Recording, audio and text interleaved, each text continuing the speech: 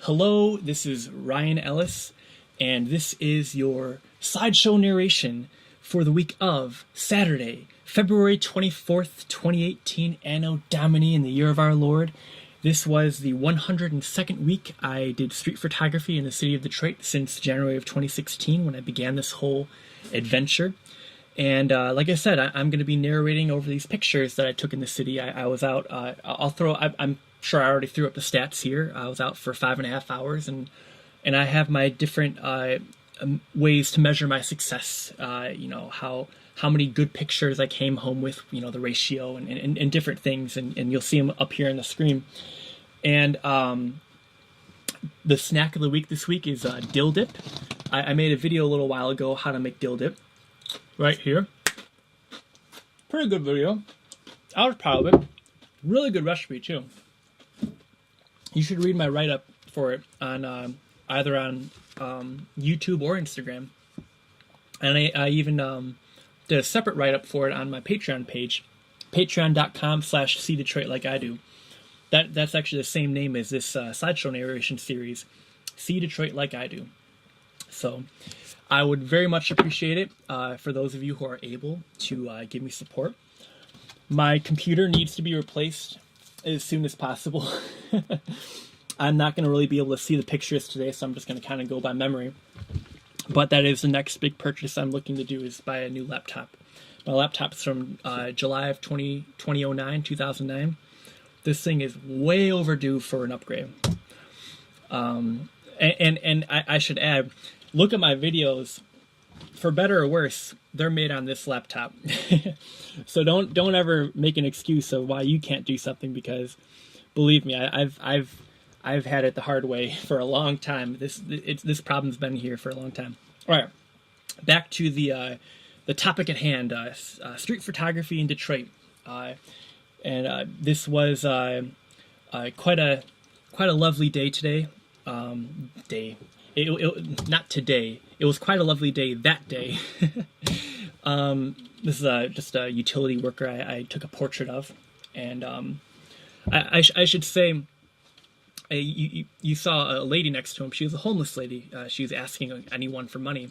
She was clearly drunk off her mind, and I'm always uncomfortable with photographing the homeless because I sort of have a personal rule. I don't want to photograph anyone when they are in an underhanded position, when they're in an embarrassing time in their life. It's not really appropriate in my opinion, but I caved in that one situation because I thought it was just so weird that she and the man would pose right next to each other.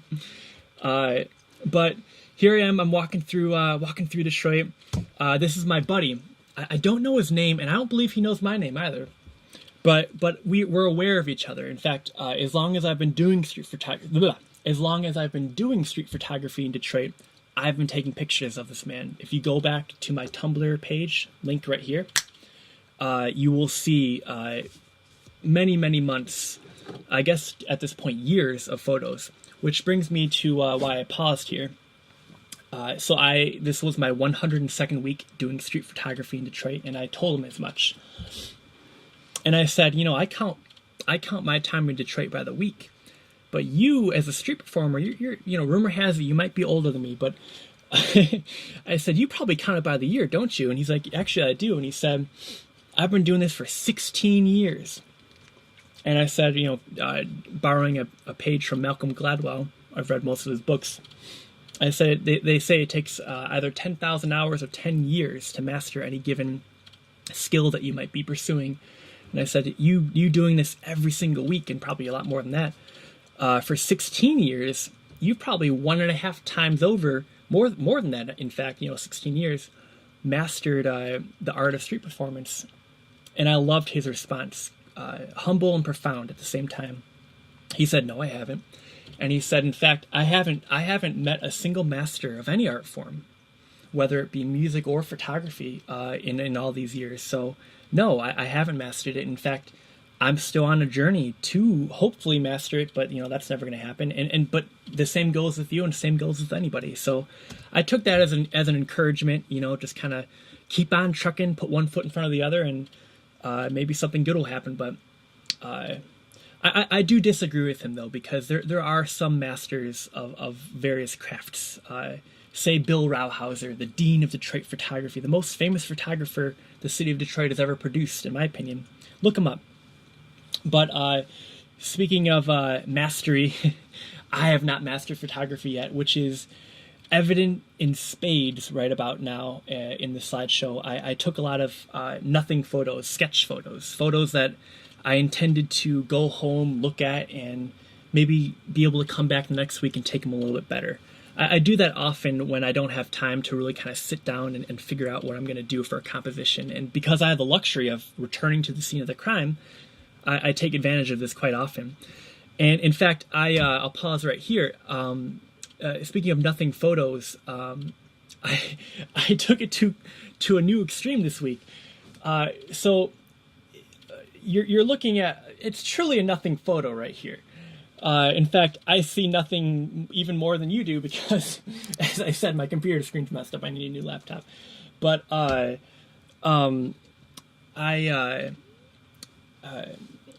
being a person that's in Detroit every week, you hear the scuttlebutt. You get to know what's going on or what's being planned, and they're planning on building a new building, a new skyscraper, a significant one in downtown Detroit.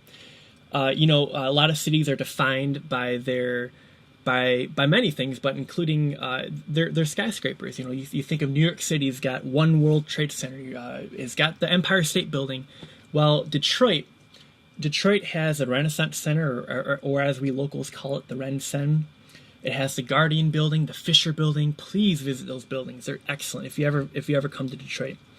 But they're going to have a new iconic building in not too much time. I'm not sure what they're going to call it. I think maybe One Hudson Place, or maybe that's the address it's going to be at. But nonetheless, it's going to be where the old Hudson's building was. And the richest man in the state, a man named Dan Gilbert, he owns Quicken Loans, Rocket Mortgage, and so on and so forth. I actually kind of call it his mausoleum. Because you think about it, that's probably going to be his biggest legacy, a building the tallest building in the city, 8 feet taller than the next one after it, which currently is the Renaissance Center. And so in keeping with my nothing photos habit, I took photos of the skyline where no such building yet exists, because I thought maybe in a couple years that might be interesting to look back on and maybe take the same photos from the same spots, but now the building's there. Maybe the building's still under construction.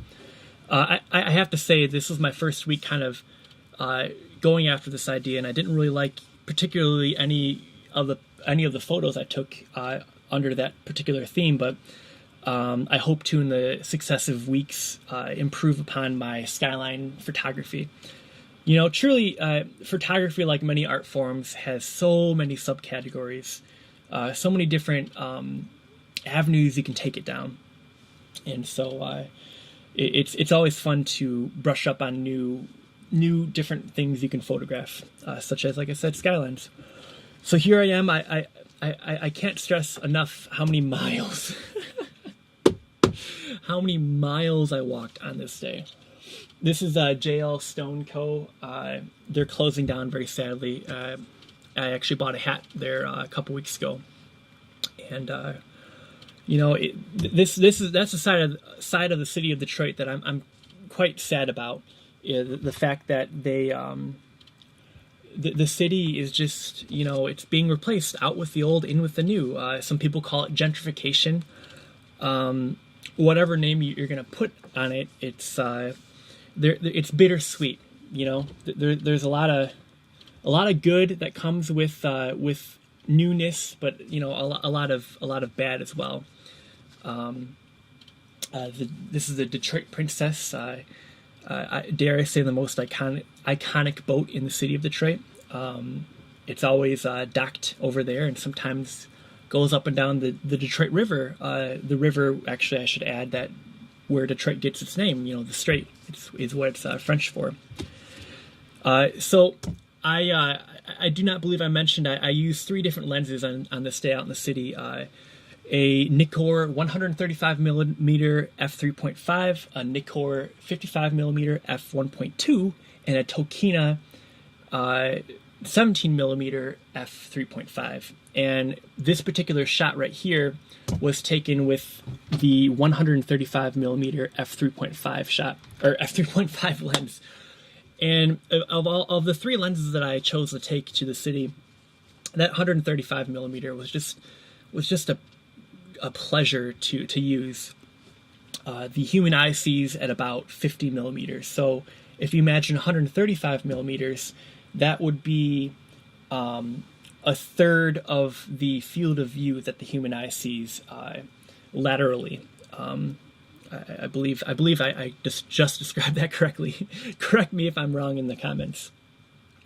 But I walked all around the city. I went, at this point, I was going down Michigan Avenue, headed to Washington Boulevard. I stopped at the David Klein Gallery. That is the best art gallery in the city of Detroit. Go visit the David Klein Gallery. You will thank me. In fact, let me pause on is that the David Klein Gallery logo right there? Right there, or Klein Gallery, no, David Klein Gallery. So excellent art gallery, very helpful staff, very friendly. Cannot recommend it enough. So here I am. Oh, I keep this thing keeps pausing. There we go. Here I am. I'm going down Woodward Avenue. I went to an art shop called Blick. I picked up some decorative paper, which you're going to see in the next video I release. Actually, I'm going to pause. There's a preview of the video. Back to your slideshow. Wait, 1, 2, 3, bam! Look at that. That's movie magic right there. And yeah, I it's quite an adventure to do photography in Detroit.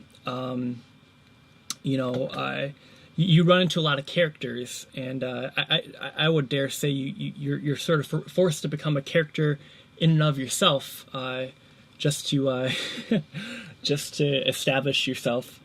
And so this is my friend James. He's a skateboarder. That's another thing about street photography, returning to the same place over and over again. You make friends of all stripes. And just by dint of being around, being there. I know they say familiarity breeds contempt, but I do believe in my case, familiarity has been the source of many friendships, if not at least acquaintanceships with many people around the city. And I'm very blessed by that. Back to Malcolm Gladwell, you think of William Dawes versus Paul Revere. To be a man about the town is always an advantage. So here's one of my favorite shots. If I can just get it to once again, look at this computer. Look how messed up this is. But here, I'll go back. Now you see it again. But I love this picture. I love the glowing orbs of all the street lights, and then the two headlights, and it's just very quiet and I think peaceful, this picture. I mean, it was, the scene that I found myself when I took it, the scene I found myself in. So I'm just running out the photos. This is my second camera. I barely used it the whole day with my 17 millimeter lens attached to it. Yeah, it's kind of funny how, at least for my experience, certain things come with extra difficulty. In the case of the 17 millimeter f3.5 lens, I hardly know how to use it. I mean, I have a 16-2.8 that I adore, but when you get to that 3.5 aperture, it just becomes a whole new problem trying to get the right light to get the picture as good as you can get it. Like this photo was taken with that lens, and it looks like I took it on like, a potato. It doesn't look that good at all. So, maybe my street artist friend was right. You never master a thing. You're always on that journey. So I have about 2 minutes left. Wait, is that 5 minutes? I'm getting less Dixia here. I have about 5 minutes left. So I won't keep you that long though, but I just want to say thank you for watching. I'm back in the saddle again. I haven't done a video where my face is on camera, and I believe since this past summer of 2017. We're here now in March 1st of 2018. And it's just been quite a ride these past few months, and I'm glad to be back back on camera. I hope that you people out there watching have followed my cooking videos that I put up on Instagram and YouTube. I'll throw up all appropriate links there. So again, thank you for watching. All right, this is the last little bit. I have a little, wait, am I on the, is it on this side or this side? I have that little blinking thing. It's somewhere, but I'm in the middle. Here I am. Thank you for watching this video. If you like my work, consider supporting me on Patreon. Patreon.com/SeeDetroit like I do. Follow me on Twitter. I would be at PrayForRyan if you want to type that into your little search bar on Twitter.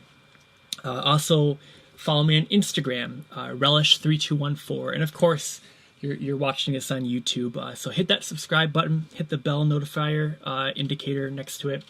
I'm not sure, maybe they have it automatic at this point. And God bless, pray for me, I'll pray for you. Au revoir.